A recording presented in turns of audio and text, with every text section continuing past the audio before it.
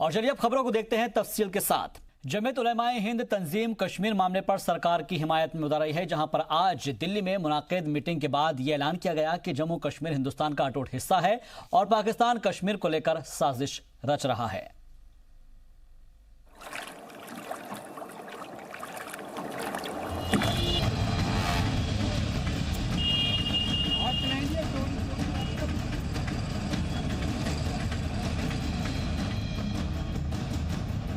कश्मीर पर पाकिस्तान के वजीर आजम इमरान खान जब हर कोशिश करने के बाद भी कामयाब नहीं हुए तो उन्होंने मुस्लिम कार्ड खेला। इसके पीछे उनकी साजिश थी कि हिंदुस्तान के मुसलमानों को भड़काकर मुल्क और कश्मीर में बदअमनी फैलाई जाए, लेकिन इमरान खान की यह कोशिश भी नाकाम हो गई। कश्मीर पर इमरान खान के मुस्लिम कार्ड को हिंदुस्तान के मुसलमानों का तमाचा लगा है। जमीयत उलमाए हिंद ने कश्मीर को हिंदुस्तान का अटूट हिस्सा करार दिया। दिल्ली में हिंदुस्तान के मुसलमानों की तंजीम जमीयत उलमाए हिंद की एक मीटिंग के बाद ऐलान किया गया कि जम्मू कश्मीर हिंदुस्तान का अटूट हिस्सा है और कश्मीरी हमारे भाई हैं। हमारा दुश्मन, हमारा पड़ोसी मुल्क पाकिस्तान, साफ साफ कहूँ, पाकिस्तान दुनिया भर को ये दिखाने की कोशिश कर रहा है भारत के खिलाफ कि भारत से तुम लड़ो, लेकिन ये कि भारत के मुसलमानों को इसमें एक पार्टी बनाने की कोशिश हो रही है। हम इसको कंडेम करते हैं। भारत का मुसलमान कोई तीसरी पार्टी नहीं, भारत का मुसलमान भारतीय है, भारत के साथ है, अपने देश के साथ। मदनी ने न सिर्फ कश्मीर को हिंदुस्तान का अटूट हिस्सा कहा, बल्कि उन्होंने ये भी कहा कि अलहदगी पसंद लीडर मुल्क और कश्मीरियों के लिए नुकसानदायक है। हम पूरी तरह अपने मुल्क के साथ हैं और चेताना चाहते हैं मुल्क दुश्मन ताकतों को, चाहे वो अंदर की हो और चाहे बाहर की हो। नेशनल इशू पर हम अपने नेशन के साथ थे, हैं और रहेंगे। और कश्मीर को लेकर रेजोल्यूशन पास किया है, हमने 1963 में पास किया है और अब 2019 में भी किया है, बिल्कुल एक उस सोच के साथ कि हमारा देश है, हम इसके हैं, ये हमारा है। जमीयत की मीटिंग के बाद साफ तौर पर कहा गया कि हिंदुस्तान के साथ साथ कश्मीरियों की भी तरक्की होगी। हालांकि कुछ गैर समाजी अनासिर पड़ोसी मुल्क के साथ मिलकर कश्मीर को तबाह बर्बाद करने की साजिश कर रहे हैं, लेकिन वो इसमें कामयाब नहीं हो पाएंगे। दिल्ली से शोएब रजा की रिपोर्ट, जी सलाम। जम्मू कश्मीर पुलिस ने वादी को बड़े खतरे से बचाया है। दरअसल आपको बता दें कि सिक्योरिटी एहलकारों को एक खबर मिली है कि जम्मू के कठुआ में ट्रक से हथियार ले जाए जा रहे थे और उसके बाद सिक्योरिटी फोर्सेस ने यहां पर ट्रक को पकड़ा है और 3 दहशतगर्दों को हथियारों के साथ गिरफ्तार कर लिया है।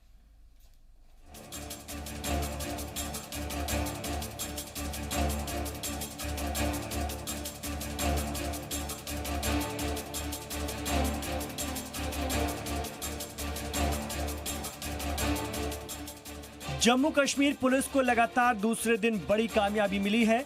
रियासती पुलिस ने 3 मिलिटेंट्स को 6 AK-47 के साथ गिरफ्तार किया है।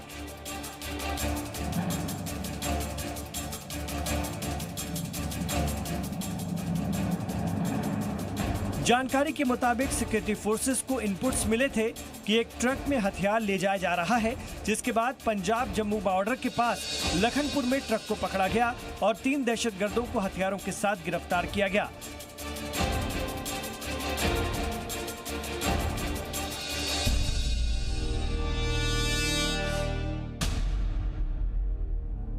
कठुआ के एसएसपी श्रीधर पाटिल के मुताबिक पकड़े गए दहशतगर्दों के पास से 4 AK-46, 2 AK-47 और 6 मैगजीन बरामद की गई हैं। साथ ही इन हथियारों में इस्तेमाल किए जाने वाले 180 कारतूस भी बरामद किए गए हैं।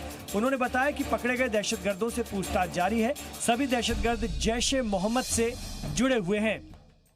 आज सुबह तकरीबन 8 बजे के आसपास खुफिया सूत्रों से मिली जानकारी के तहत हमने एक ट्रक नंबर JK13E2000 जो कि पुलवामा में रजिस्टर्ड है, उस ट्रक को लखनपुर में सर्च करते हुए टाइम 3 लोगों को अपने गिरफ्त में ले लिया है, जिनके नाम सबील अहमद बाबा, सना गुलाम हसन बाबा, अगलर कंडी पुलवामा, जहांगीर अहमद सना मोहम्मद अब्दुल्ला फरे पखरपुरा बड़गांव और उबैदुल इस्लाम सना गुलाम मोहम्मद शाह आगलरकंडी पुलवामा, इन 3 लोगों को हमने गिरफ्त में ले लिया है।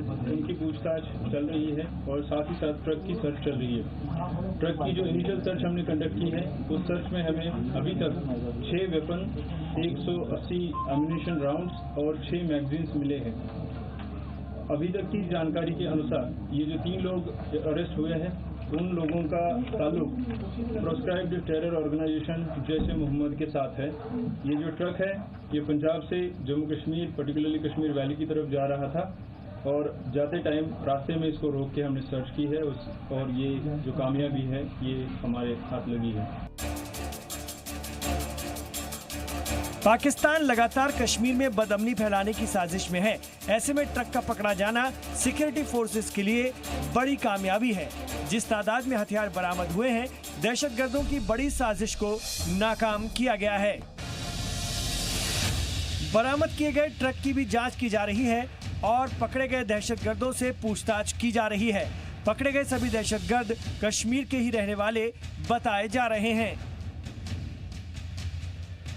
ब्यूरो रिपोर्ट, जी सलाम। और इस खबर पर मजीद बातचीत के लिए जी मीडिया नुमाइंदे राजू केनी हमारे साथ जुड़ गए हैं। राजू, सबसे पहले आपसे जानना चाहेंगे कि जिस तरह का इंकिशाफ हुआ है, उससे तो साफ तौर पर समझ में आ रहा है कि पाकिस्तान नहीं चाहता कि कश्मीर के अंदर अमन हो और उसकी लगातार यही कोशिश रहती है। और क्योंकि AK-47 और AK-56 मिलती है, मैगजीन मिलती है, ये इस बात की तरफ इशारा करते हैं कि कहीं ना कहीं कुछ बड़ा करने की तैयारी थी। क्या अभी तक पूछताछ में निकलकर कुछ सामने आया है? जी बिल्कुल, ये बात बिल्कुल सही है कि पाकिस्तान नहीं चाहता कि जम्मू कश्मीर में जो है अमन शांति कायम रहे। इसीलिए पाकिस्तान की तरफ से पिछले जब से 370 धारा जम्मू कश्मीर से हटी है, उसके बाद से कश्मीर में नाकाम रहने के बाद जो है उन्होंने जम्मू की तरफ का जो है वो रुख किया है और उसी का ये नतीजा है कि जो हथियार हैं ये पंजाब से स्मगल करके जो है उनको जो है जम्मू कश्मीर में भेजा गया। और यहाँ पे जो है ये भी अंदाज़ा लगाया जा रहा है अभी पूछताछ में, हालांकि उन्होंने बताया जो संदिग्ध जो मिलिटेंट थे उन्होंने बताया कि ये हथियार जो थे कश्मीर घाटी उन्होंने लेके जाने थे, पुलवामा में लेके जाने थे, वहाँ पे जो टेरर आउटफिट थी वहाँ पे उनको जो है डिलीवर करने थे जैश-ए मोहम्मद की। लेकिन ये भी जो है सिक्योरिटी फोर्सेज उनकी बातों पे यकीन ना करते हुए ये भी कह रही हैं कि हो सकता है कि ये हथियार जो हैं जम्मू में उन्होंने किसी अपने कॉन्टैक्ट को देने हों और चूँकि कश्मीर में वो नाकाम रहे हैं और उनका जो इरादा जो पिछले दिनों इनपुट मिले थे कि जम्मू में वो बड़ा काम कर सकते हैं, बड़ी कार्रवाई का अंजाम दे सकते हैं, आर्मी कैंप्स को टारगेट कर सकते हैं, रिलीजियस प्लेसेस को टारगेट कर सकते हैं।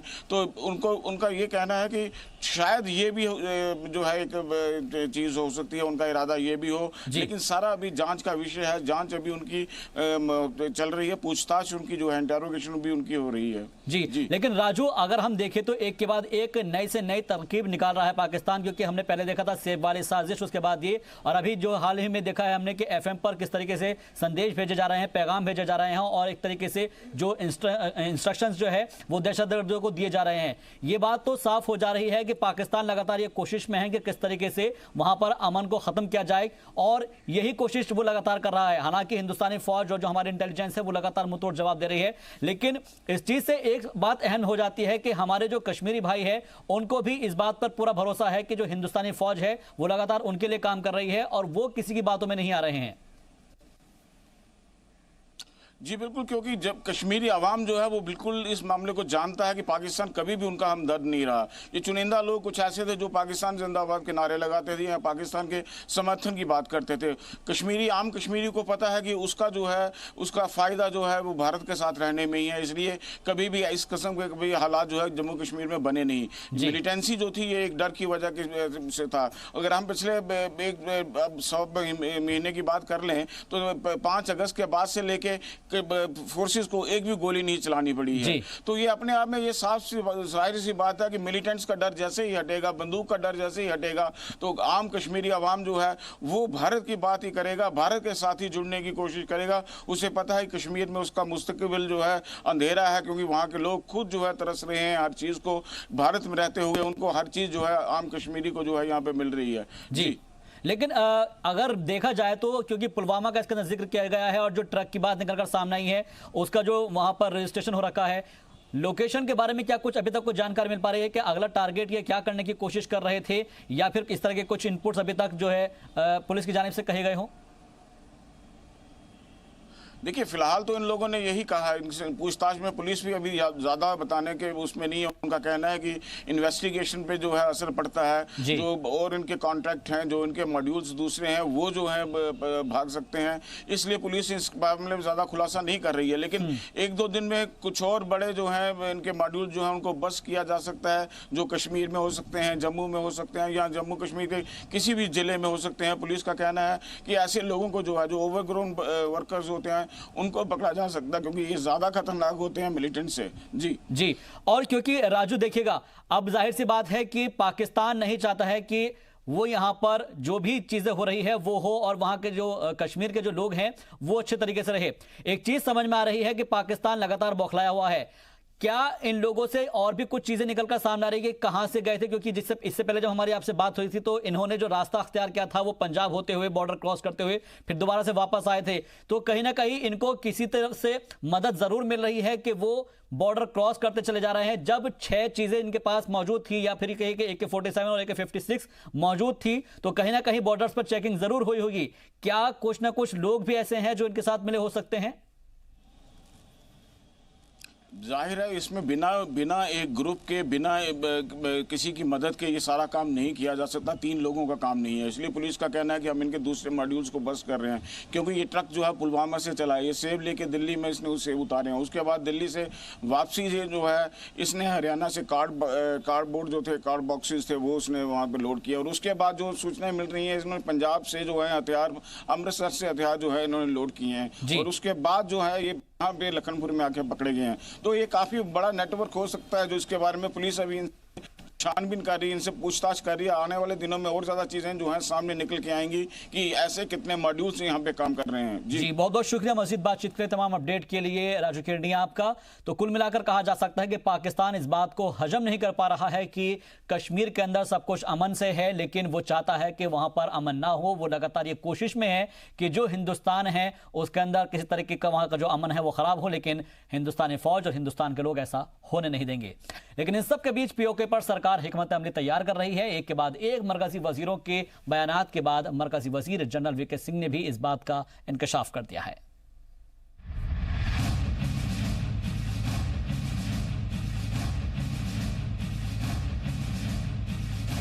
POK की आजादी को लेकर मोदी सरकार प्लान POK तैयार कर रही है।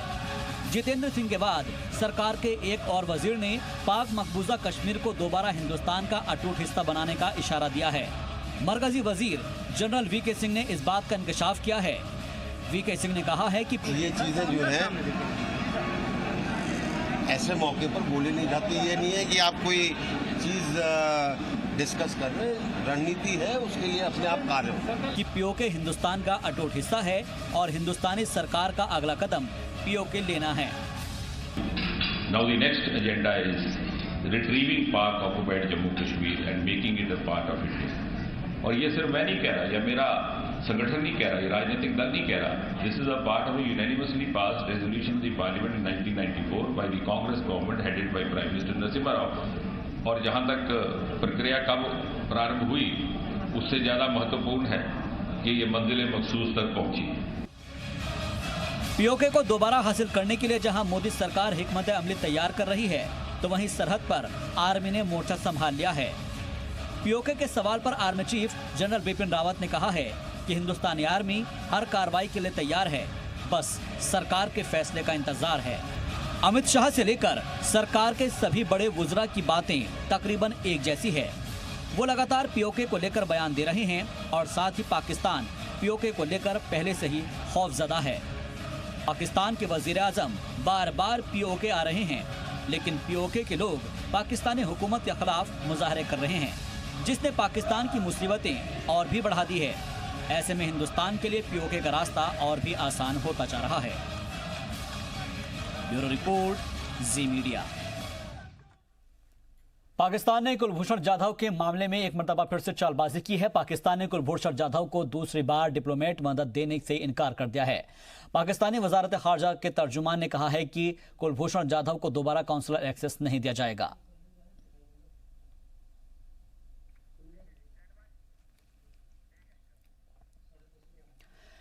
जम्मू कश्मीर से आर्टिकल 370 हटाए जाने के बाद से बौखलाए पाकिस्तान की बड़ी दहशतगर्दाना साजिश का इंकशाफ हुआ है। लाइन ऑफ कंट्रोल के पास FM फ्रीक्वेंसी के जरिए हिंदुस्तानी खुफिया एजेंसियों को पाकिस्तानी आर्मी और कश्मीर के दहशतगर्दों के बीच हुई बातचीत से सुराग मिले हैं।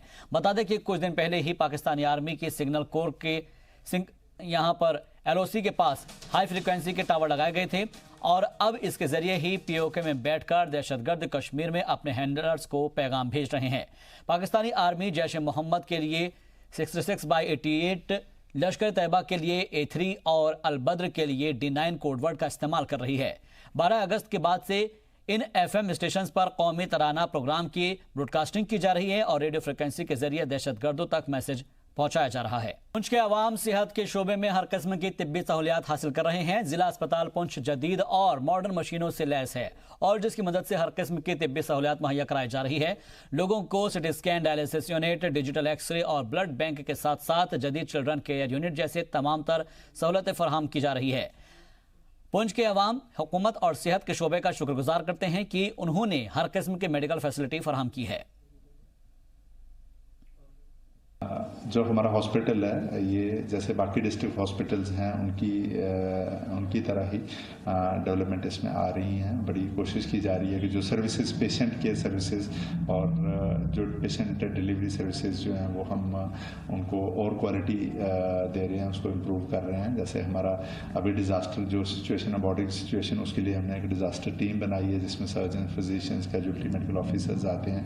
हमारे डिज़ास्टर वार्ड्स हैं, हर सेक्शन से जो डिज़ास्टर के लिए हमने हेड्स बनाए हैं और उनको एक मॉक ड्रिल करवाई हुई है। इसके अलावा क्वालिटी एश्योरेंस के लिए हमारी टीम्स जो हैं वो डिफरेंट टीम्स बनी हैं और हर जो हमारी जो हेल्थ की प्रोविज़न, हेल्थ सर्विसेज हैं हम दे रहे हैं एज़ पर जो नेशनल स्टैंडर्ड है। वो हम कोशिश कर रहे हैं कि वो जितना हो सके पेशेंट को उतना बेनिफिट दिया जाए।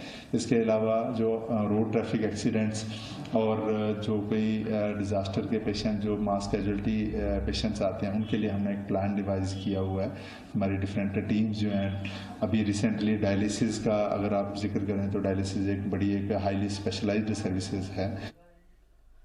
यौमिया प्रेस कॉन्फ्रेंस के दौरान अक़वाम मुत्तहिदा सेक्रेटरी जनरल के स्पोक्सपर्सन ने एक सवाल का जवाब देते हुए कहा है कि क्या सेक्रेटरी जनरल दोनों ही ममालिक के माबैन सालिसी के लिए कोई मंसूबा बना रही हैं, क्योंकि हिंदुस्तान और पाकिस्तान के दोनों ही रहनुमा UNGA में शामिल हो रहे हैं। उन्होंने जवाब देते हुए कहा है कि अक़वाम मुत्तहिदा के सेक्रेटरी जनरल एंटोनियो गुटेरस ने दोनों ही ममालिक के माबैन कश्मीर से मुतालिक किसी भी मुमकिना इजाफे के बारे में तशवीश का इजहार किया और दोनों ही ममालिक से बातचीत के जरिए इस मामले का हल निकालने की अपील की है।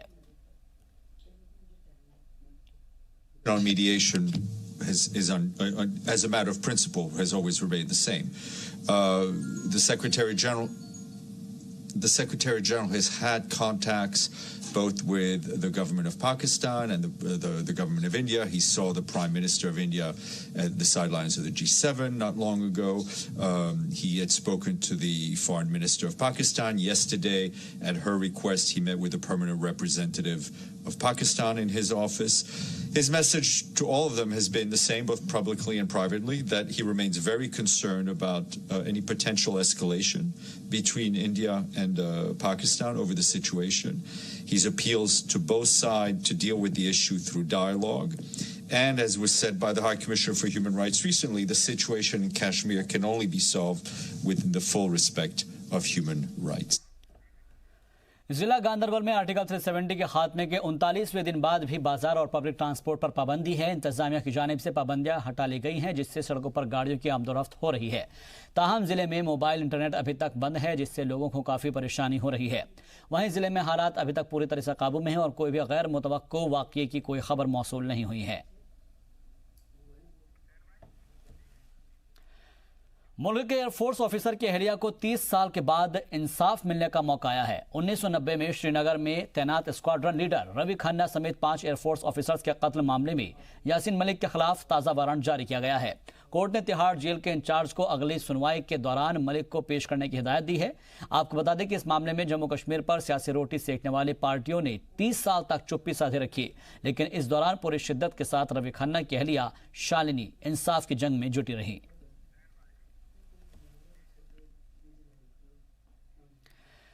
पुंछ जिले के बात हम जरूर करेंगे, लेकिन इससे पहले आपको बता दें कि यासीन मलिक ने जिस तरीके से यहां पर अपना दहशतगर्दी फैला रखी थी और एयरफोर्स के 4 पुलिस एहलकारों को जो है वहां पर हलाक कर दिया गया था, कत्ल कर दिया गया था, और वो केस लगातार चल रहा था। लेकिन अब कहा जा रहा है कि उसके अंदर इंसाफ मिलेगा, क्योंकि मुल्क के एयरफोर्स ऑफिसर की अहलिया को 30 साल के बाद इंसाफ मिलने का मौका आया है। 1990 में श्रीनगर में तैनात स्क्वाड्रन लीडर रवि खन्ना समेत 5 एयरफोर्स ऑफिसर्स के कत्ल मामले में यासीन मलिक के खिलाफ ताज़ा वारंट जारी किया गया है। कोर्ट ने तिहाड़ जेल के इंचार्ज को अगली सुनवाई के लिए पेश करने की हिदायत दी है।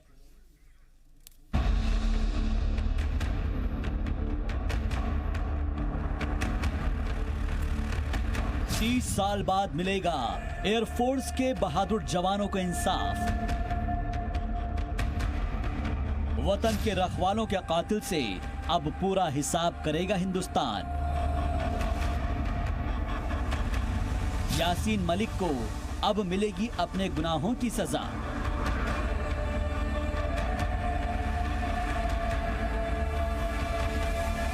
जब तक इंसाफ ना मिले तब तक मैं बेमौत मर रही हूँ, मरती रहूंगी, लेकिन मैं अपनी मौत नहीं मर सकती जब तक इंसाफ। सूनी आंखें, बालों में सफेदी और चेहरे पर झुर्रियां, लेकिन फौलादी इरादों वाली ये खातून हैं शालिनी खन्ना।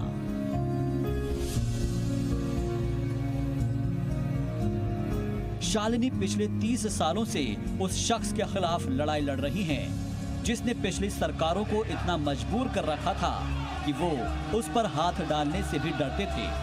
वो शख्स है जम्मू कश्मीर का अलहदगी पसंद लीडर और जम्मू कश्मीर लिबरेशन फ्रंट का चेयरमैन यासीन मलिक। मलिक और उसके साथियों ने श्रीनगर में शालिनी के शौहर स्क्वाड्रन लीडर रवि खन्ना समेत 4 एयरफोर्स जवानों का कत्ल 25 जनवरी 1990 को कर दिया था।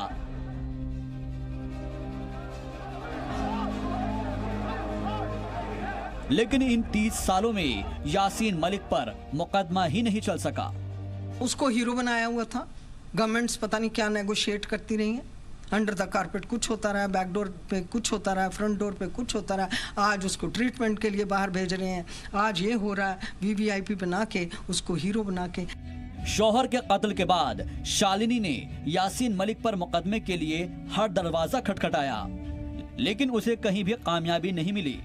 सीबीआई ने अगस्त 1990 में मलिक और उसके साथियों के खिलाफ टाडा कोर्ट में चार्जशीट दाखिल की थी, लेकिन कश्मीर में टाडा कोर्ट नहीं होने की वजह से इस मामले पर सुनवाई नहीं हो सकी थी। मगर अब 30 साल के बाद शालिनी को इंसाफ की उम्मीद बंधी है। जस्टिस डिलेड जरूर है, डिनाइड नहीं है। कितना इम्तिहान लेना है किसी की पेशेंस का, अफसोस होता है।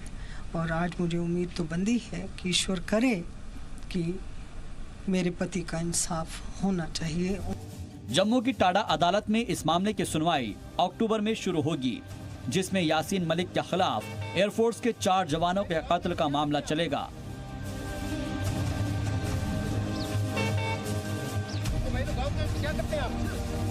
फिलहाल यासीन मलिक टेरर फंडिंग के मामले में दिल्ली की तिहाड़ जेल में बंद है। जम्मू से राजू केरनी के साथ ब्यूरो रिपोर्ट, जी मीडिया। पुंछ जिले के गांव मगनाड में वाक़ सरकारी हाई स्कूल में महकमा तालीम पुंछ की जानिब से मुल्क भर में मनाए जा रहे स्वच्छता पखवाड़ा के तहत स्वच्छता ही सेवा के उन्वान से एक सेमिनार का इनेकाद किया गया, जिसमें बड़ी तादाद में स्कूल के तलबा और तालिबात के अलावा असातिज़ा ने भी हिस्सा लिया। वहीं सेमिनार में हिस्सा लेने वाले तलबा और महकमा तालीम के अरकान ने उन्वान पर अपने तासुरात का इजहार करते हुए सभी से स्वच्छता अभियान को कामयाब बनाने और अपने घर, स्कूल, गली मोहल्ले और गांव को साफ बनाने की अपील की। इस तकरीब की सदारत स्कूल के हेडमास्टर मोहम्मद ताज ने की, जबकि महकमा तालीम के मेंबर दर्शन कुमार, हरीश शर्मा, मोहम्मद तारिक और अजय मैनी बतौर एक्सपर्ट्स और कन्वीनर के तौर पर मौजूद रहे। एक्चुअली MHRD की तरफ से 15 दिनों के लिए एक स्वच्छता पखवाड़ा बनाया जा रहा है पूरे देश में। उसी संदर्भ में ज़िला पुंछ में भी हम लोगों ने पूरे डिस्ट्रिक्ट के स्कूलों में कई तरह की एक्टिविटीज़ की, जिसमें चाहे हैंड वॉश डे हो, चाहे स्कूल के अंदर डिबेट कंपटीशन हो, सिंपोजियम हो, श्रमदान हो, जहां एक दिन स्कूल के स्टाफ मेंबर्स और बच्चों ने सभी मिल करके जो है पूरे स्कूल की सफाई भी की है। और जहां तक 5वीं तक के बच्चों को हमने स्कूल के अंदर ही सफाई के लिए लगाया और 5वीं से ऊपर वाले बच्चों ने स्कूल के इर्द गिर्द में भी सफाई की। तो पूरे डिस्ट्रिक्ट में सिंपोजियम सेमिनार्स काफ़ी करवाए गए। मेन मोटिव इसका यही था कि बच्चे जो हैं जागरूक हो सफाई के लिए, और जो प्रधानमंत्री नरेंद्र मोदी जी का एक एम है कि पूरे देश को स्वच्छ बनाया जाए, साफ़ सुथरा बनाया जाए। बुनियादी तौर पर जब तक बच्चे जो हैं इस चीज़ को समझेंगे नहीं, विद्यार्थी इसको समझेंगे नहीं, तब तक जो है इस मुहिम को एक सही रिजल्ट ओरिएंटेड बनाने में जो है इम्पॉसिबिलिटी थोड़ा मुश्किल लगता है। तो इसलिए बच्चों पर मेन जो है मोटिव रखा गया, ताकि टारगेट बनाया गया बच्चों का ग्रुप, ताकि वो लोग मेहनत करें, ओवरऑल सफाई की ओर ध्यान दें, ताकि उनका इर्द गिर्द जो है माहौल साफ सुथरा रहे और बीमारियों से भी बचे रहें। आज का प्रोग्राम ये है कि हमारे स्कूल में स्वच्छता पखवाड़ा मनाया जा रहा है। हमारे प्राइम मिनिस्टर जी की ये उम्मीद थी कि उन्हें सभी खुश करें कि हम सभी को सफाई करनी चाहिए, और उनकी उम्मीदों को हम आज पूरा करने जा रहे हैं। आज हमारे स्कूल में सफाई होगी, हमारे माहौल की सफाई होगी, और हम सभी मिलकर ये सफाई करेंगे। आज के दिन से मैं लोगों को यही कहना चाहती हूँ कि सिर्फ हम ही नहीं बल्कि वो सब भी अपने घरों की, अपने गाँव की सबकी सफाई करें, और सबके साथ सफाई, अपनी भी सफाई करें। सिर्फ गाँव की और घरों की नहीं बल्कि अपनी खुद की सफाई भी करें। सुन्नी तबके की जानिब से करबला के शहीद इमाम हुसैन की शहादत के मौके पर सुरनकोट तहसील हेडक्वार्टर में एक जुलूस निकाला गया, जिसमें हजारों की तादाद में सुन्नी तबके के लोगों ने हिस्सा लिया। जमा मस्जिद सुरनकोट के इमाम मौलाना बिशारत हुसैन की अगुवाई में शुरू हुआ ये जुलूस कस्बे के मुख्तलिफ बाजारों से होता हुआ जामा मस्जिद में पहुंचकर इख्तिताम पजीर हुआ, जहां पर इमाम हुसैन की याद में एक तकरीब का इनेकाद किया गया। इस जुलूस में अहले सुन्नत व जमात और उसके अलावा बाकी भी मसलक के लोगों ने शिरकत की है। तो ये इस दिन से ही मुसलमान की पहचान है, इस दिन से ही हमें ईमान मिला है, इस दिन से ही हमें अच्छे बुरे की पहचान है। अगर ये दिन ना होता, ये इमाम सल्लल्लाहु अगर एक कुर्बानी ना देते दीन की खातिर, अपने नाना की खातिर, तो मेरे ख्याल में आज हम इस मुकाम पर ना होते। लिहाजा मैं अपनी तरफ से अहले सुन्नत जमात और दूसरी बरदरी के लोगों को मैं मुबारकबाद पेश करता हूँ कि पुरअमन तरीके से इस जुलूस को निकाला गया है। सच्चाई और असूल के लिए अपने आप को कुर्बान करना भी कोई बड़ी बात नहीं है। हमें इत्तेफाक व इत्तेहाद से रहना चाहिए। हमें एक दूसरे पर सबकत हासिल करने के लिए तरह तरह के हथकंडे नहीं आजमाने चाहिए, बल्कि सब्र। आज के दिन में ख़ास करके वैली सुन के तमाम मुसलमानों से ये गुजारिश करूँगा कि इस मुश्किल और परेशानी की हालत में भी हमें सब्र से काम लेना है, और सब्र ही मुसलमानों का सबसे बड़ा असूल है। इसी सब्र के लिए इमाम हुसैन और उनके बाप की रुफ़क़ा ने नाना के दीन को बचाने के लिए अपनी जान दे दी। मैं आपके चैनल की वसादत से फिर एक बार तमाम सुन वैली के मुसलमानों को ये कहता हूँ कि अमल से ज़िंदगी है, जन्नत भी जहन्नम भी, ये खाकी तेरी फितरत में न नूरी है न नारी है।